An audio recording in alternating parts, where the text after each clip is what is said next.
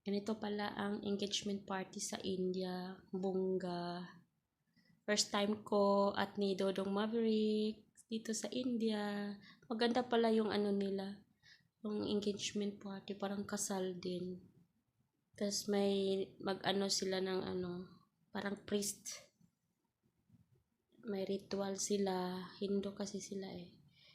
Yan, ang relatives ng ano ko, husband ko yung kinasal. Tapos, nandito yung anak ko, ni Dodong Maverick. First time niya.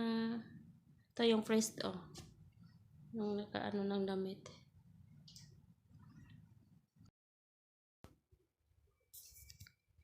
Yan, nag-picture taking na sila dyan.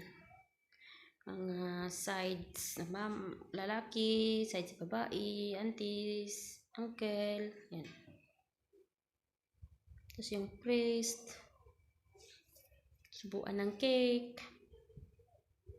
Yan, dami palang mga bisita o nakasari Yan ang damit nila guys, ang sexy. Kita ang tiyan. Maganda, mahal. Pag ganun lang, pero ang mahal-mahal ng damit na yan. 1,000 plus, sort of 1,000 plus. Merong 5,000, 3,000, mahal-mahal. Tapos makapal ng mga gold niyan. Daming gold.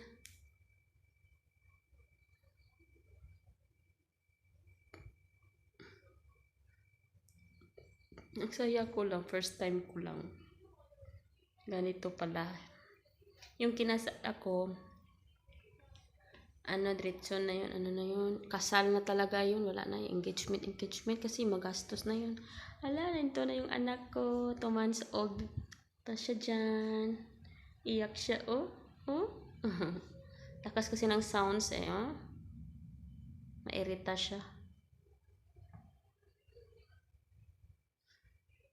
Yung sa akin, yun kasal din. Mahal din ang gastos kasal sa India Pag-ipunan mo talaga. Ito mahal din to, engagement nila. Mahal din to, daming tao. Bongga, mayaman sila kasi. Daming nag-picture taking Ayan, pagkatapos niyan guys,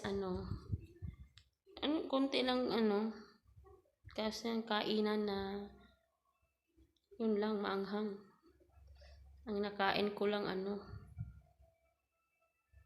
tapos ng kain dyan, kain ako ng ice cream.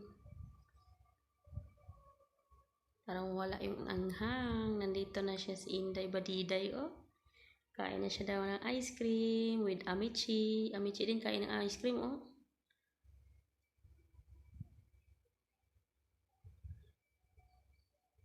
Daming bisita talaga nila, Yan ang nila, damit sa mga lalaki. Parang Yan ang experience ko. Di ko malilimutan dito sa India. Baka marami pang mag-invite sa akin sa kasal. Mag-video naman ulit tayo para pang remembrance dito sa YouTube. Ayan, dami mga bata. Puntahan ko yung uncle ko kasi nandun yung anak ko. Kausap pala yung niya, auntie, mga pinsan ng asawa ko.